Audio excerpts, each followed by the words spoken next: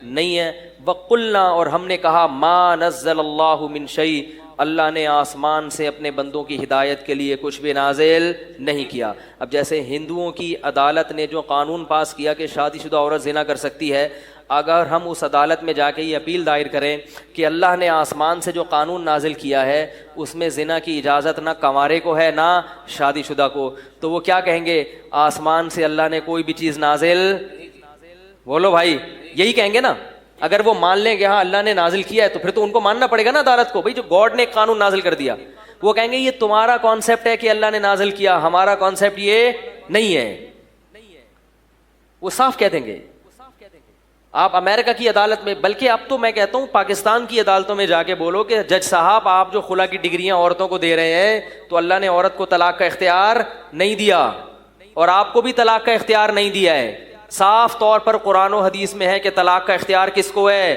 مرد کو. چند کنڈیشن میں جج کے پاس اختیار ہوتا ہے، چند کنڈیشن، لیکن عدالتیں ان چیزوں کی رعایت نہیں کر رہی. تو آپ ان کو جا کے بولو تو نہیں سنیں گے. وہ بولیں گے کون ہے بھائی، کہاں سے آیا ہے، نکلو پتلی گلی سے.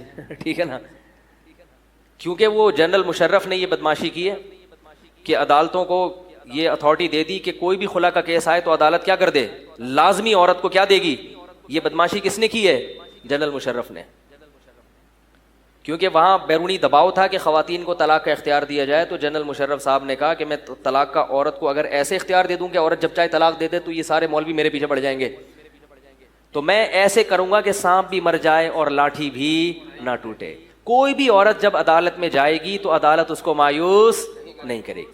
اب ہمارے ہاں جو عدالتوں میں قانون چل رہا ہے وہ یہ کہ خاتون جائیں، وہ کہیں کہ مجھے اپنے شوہر پر کوئی اعتراض نہیں ہے، دنیا میں اس سے زیادہ نیک آدمی کوئی ہے نہیں، اپنی پسند سے میں نے شادی کی تھی، میرے 6 بچے بھی ہو گئے ہیں، اور وہ میں اگر طلاق لوں گی تو ان بچوں کا کیا ہوگا میں نہیں کہہ سکتی جج صاحب، لیکن اس کے باوجود مجھے کیا چاہیے؟ طلاق چاہیے. جج پھر بھی اس کو طلاق دے گا. بہت سے لوگوں کو پتہ نہیں ہے لیکن میں آپ کو بتا رہا ہوں. وہ ایک فارمیلٹی ہوتی ہے کہ جب عورت جاتی ہے نا عدالت میں طلاق کے لیے تو وکیل اس کے ہاتھ میں ایک پرنٹڈ پیپر پکڑا دیتا ہے کہ میرا شوہر مجھے مارتا پیٹتا ہے، نان نفقہ نہیں دیتا، محبت نہیں کرتا، عزت، وہ ایک لکھا بندہ ہے وہ ہے، تاکہ ایک فارمیلٹی بس پوری ہو. عملی طور پر اس فارمیلٹی پر خلا کا مدار ہے نہیں. اگر گواہوں سے ثابت کر دیا شوہر نے کہ یہ جھوٹے الزامات ہیں، پھر بھی عدالت پوچھے گی عورت سے آپ رہنا چاہتی ہو کہ نہیں چاہتی ہو، کہ نہیں چاہتی ہو، ٹھیک ہے بس نہیں چاہتی جاؤ، تو طلاق کا اختیار تو ہو گیا نا عورت کے پاس.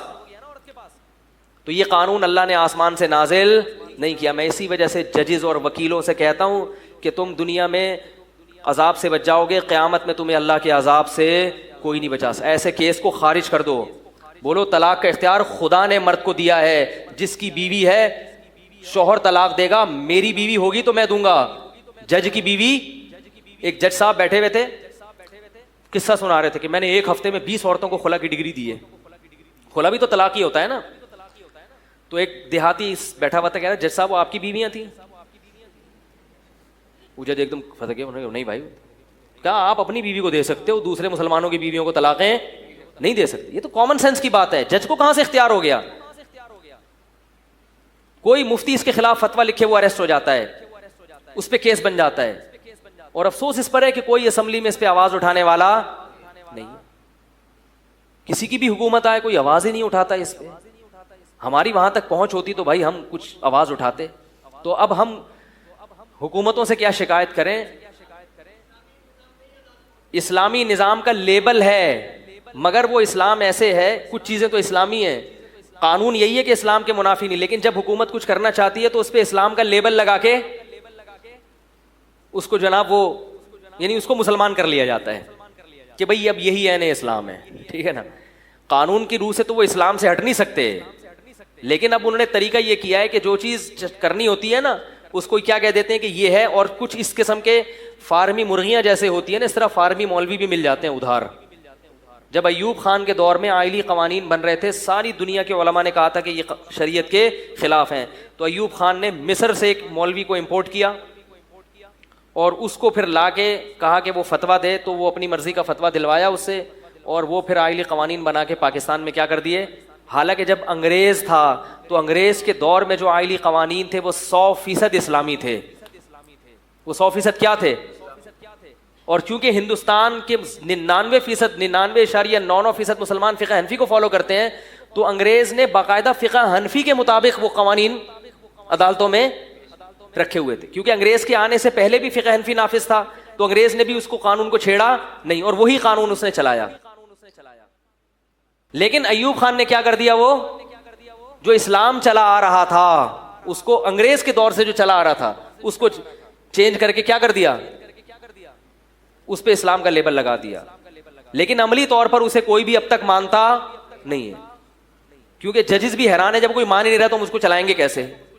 مثلاً اس قانون میں لکھا ہوا ہے کہ عورت کو اگر شوہر طلاق دے گا تو یونین کونسل کو بتائے گا, پھر طلاق دی جائے گی, پھر 90 دن کے بعد, پتہ نہیں 90 دن کچھ ہے, کچھ ایسے رکھا ہے, وہ پھر اس پروسیس سے گزرو گے تو طلاق ہوگی, ورنہ ہوگی نہیں.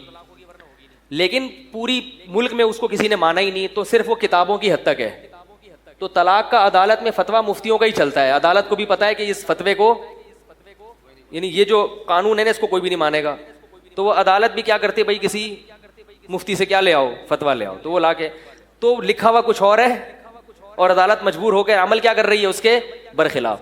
تو یہ بھی کتنی بڑی حماقت ہے, جب آپ کو پتا ہے کہ کوئی بھی اس قانون کو مسلمانوں میں قبول کرے گا ہی نہیں, تو اس کو کتابوں کا جز بنایا کیوں آپ نے. لیکن ہمارے ہاں سوچنے سمجھنے کی صلاحیت کیا ہو گئی ہے, قانون بنانے والوں میں ختم ہو گئی. تو مشرف صاحب نے بڑی بدماشیاں کی ہیں. انہوں نے ایک بدماشی یہ بھی کی تھی کہ عورتوں کو کیا کر دی, کیونکہ وہ خواتین وومن رائٹس, یہ کون سے رائٹس ہیں کہ آپ فیملی سسٹم کی واٹ لگا دیں آپ.